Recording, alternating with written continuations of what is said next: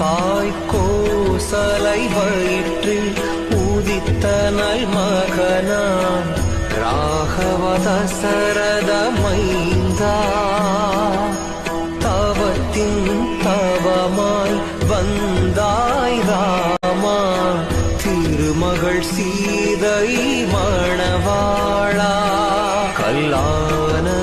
அகலிகை முன்னால் எழுந்தாள் தாடகையகண்டை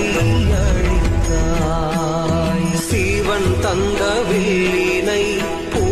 போல் எடுத்து சீதையை மணம் கொண்டாய் தந்தையின் சொல்லுக்கு மணி மகுடம் துறந்து செங்காட்டினில் நீ நடந்தாய்